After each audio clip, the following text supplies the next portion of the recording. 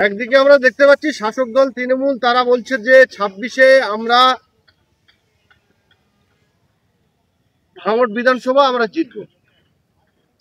আরেকদিকে দেখতে পাচ্ছি যে ভাঙড়ের সাধারণ মানুষ তারা রক্ত দিয়ে প্রমাণ করে দিচ্ছে যে আমরা নওশাদ সিদ্দিকীর সঙ্গে রয়েছি। ভোট তো দূরের কথা, শরীরের রক্ত আমরা দিয়ে সেই প্রমাণটা দিচ্ছি, 26-এ ভোট দেবো। কি বলবেন? দেখেন, সমস্ত রাজনৈতিক দলের ইচ্ছা বা তাদের এজেন্ডা থাকে যে আমরা নির্বাচন জিতব। তৃণমূল কংগ্রেস তাদের এজেন্ডা তৈরি করে হয়তো রেখেছেন যে ভাঙড় তিনি জিতবেন, কিন্তু ভাঙড়ের আপামর জনতা, জাত ধর্ম বর্ণ নির্বিশেষে সমস্ত স্তরের মানুষ আজকের নওশাদ সিদ্দিকীর আদর্শ, নওশাদ সিদ্দিকীর আইডিওলজি তাদের মধ্যে গ্রহণ করে নিয়ে নওশাদ সিদ্দিকীর প্রতিটা প্রোগ্রামে তারা উচ্চে পড়া ভিড় নিয়ে জমায়েত হচ্ছে। ইতিমধ্যে দেখেছেন ভাঙড়ের মানুষ নওশাদ সিদ্দিকী মহাশয়ের বিধানসভার অভ্যন্তরের মানুষ মনুষ্য জাতকে বাঁচানোর জন্য, বিশেষ করে থ্যালাসেমিয়া এবং গর্ভবতী মায়েদের কথা মাথায় রেখে এবং সাথে সাথে কলকাতার ব্লাড ব্যাংকের শূন্যতা বা সংকট মেটানোর জন্য নওশাদ সিদ্দিকীর দলের তরফ থেকে যেখানে যেখানে রক্তদান শিবির হচ্ছে তারা শরীরের রক্ত সেখানে দিয়ে আসছে। যে রক্ত কোনো খেতে উৎপন্ন হয় না, যে রক্ত কোনো কলকারখানায় উৎপন্ন হয় না, সেই শরীরের রক্ত দিয়ে তারা প্রমাণ করে দিচ্ছে যে আগামী দিনে ভাঙড়ের জনগণ, ভাঙড়ের জাত ধর্ম বর্ণ নির্বিশেষে সমস্ত স্তরের মানুষ তারা ইন্ডিয়ান সেকুলার ফ্রন্টের নেতা নওশাদ সিদ্দিকীর সঙ্গে আছে।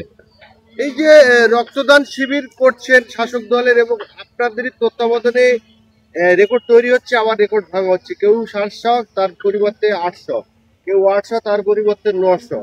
এই জায়গায় কি শাসক দল বুঝতে পেরে গেছে ভাঙড়ের জনগণ আমাদের সঙ্গে নেই? সেই জন্য করে সাতুলিতে রক্তদান শিবির যে অনুষ্ঠিত হচ্ছিল, মঞ্চ এবং গেট, সেটাকে আটকানোর চেষ্টা করেছে খয়রুল ইসলামের নেতৃত্বে। দেখেন, খয়রুল ইসলাম ভাঙড়ের ভূমিপুত্র, তিনি রাজনৈতিক সম্বন্ধে কতটা সচেতনতা আছে তার আমরা জানা নেই, কিন্তু তার বোঝা উচিত ছিল যে একটা সামাজিক সংগঠন নয়, একটা রাজনৈতিক প্ল্যাটফর্ম থেকে যখন একটা মনুষ্য জাতকে বাঁচানোর জন্য এই মহা রক্তদান উৎসব হচ্ছে, ওনার পরিবারের মানুষও বাঁচানোর জন্য রক্ত লাগতে পারে, ওনার অঞ্চলের মধ্যে হচ্ছে। বিশেষ করে আমরা আঞ্চলিকভাবে কেন করছি, ওই অঞ্চলের মধ্যে যারা রক্তর সংকটে বা রক্তের প্রয়োজন হবে আমরা আঞ্চলিকভাবে তাদের পাশে গিয়ে দাঁড়িয়ে পরিষেবা দিতে আমরা যাতে সক্ষম হই তার চেষ্টা করছি।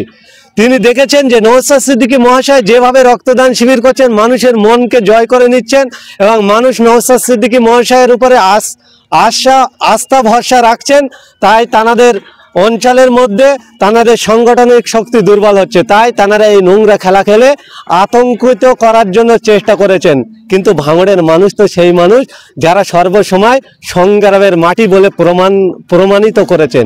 সেই সংগ্রামের মাটি থেকে ভাঙড়ের ভূমিপুত্রতা তারা চ্যালেঞ্জের সঙ্গে সেখানে মোকাবিলা করেছেন, প্রতিহত করেছেন এবং তারা ইচ্ছা শক্তি জাগিয়ে ভগবানপুরের ইন্ডিয়ান সেকুলার ফ্রন্টের নেতা সহ কর্মী সমর্থকরা তারা আগামী দিনে প্রমাণ করে দেবে যে মানুষ তাদের সঙ্গে আছেন, মানুষ সম্প্রীতি বজায় রাখার পক্ষে আছেন, মানুষ ভ্রাতৃত্ব বজায় রাখার পক্ষে আছেন এবং মানুষকে বাঁচানোর জন্য নিজেদের ইচ্ছা শক্তি জাগিয়ে সেই প্রোগ্রামে অ্যাটেন্ড হবে বলে আমরা মনে করছি। ভাঙড়ের কিছু মানুষ বলছেন যে শাসক দলের বড় বড় প্রোগ্রাম ভাঙড়ে হচ্ছে, তারা অভিযোগ করছে যে বিভিন্ন জায়গা থেকে লোক এনে ঘোরানো হচ্ছে, কিন্তু আমরা প্রমাণ দিচ্ছি যে আমরা ভাঙড়ের ভূমিপুত্র, আমরা ভাঙড়ের মানুষ, আমরা ভাঙড়ের বাসীকে রক্ত দিয়ে সারা পশ্চিমবঙ্গ, সারা ভারতবর্ষ তথা বিশ্বের মানচিত্রে একটা ভাঙড়ের নাম উজ্জ্বল করছে। কি বলবেন?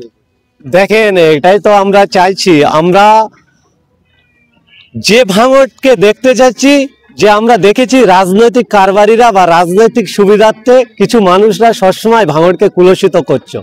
সোশ্যাল মিডিয়ার মাধ্যম দিয়ে, নিজেদের কালচার মাধ্যম দিয়ে আমরা দেখতাম ভাঙড়টিকে বারবার কুলসিত হতে হতো, মান সম্মানের জায়গায় পড়ে যেতে হতো। সেই জায়গায় ভাঙড়ের বিধায়ক তিনি সর্বসময় প্রথম থেকে বলেছিলেন যে সৌজন্যতার রাজনীতি আমি পছন্দ করি না। আমরা শাসক দলের কাছে আমরা সৌজন্যতার আশা করেছিলাম, কিন্তু নওশাদ সিদ্দিকী বিধায়ক হওয়ার পরই সর্বপ্রথম ভাঙড় থানায় যখন সর্বপ্রথম তিনি অ্যাটেন্ড হন, তখন তিনি যখন অ্যাটেন্ড হয় এই কিছু মানুষকে লেলিয়ে দেওয়া হয়েছিল। সেদিন থেকে শুরু করে আজও পর্যন্ত নওশাদ সিদ্দিকী ভাঙড়ের ইমেজটাকে বাড়ানোর জন্য, ভাঙড়ের মান সম্মান যাতে ঊর্ধ্বতম জায়গায়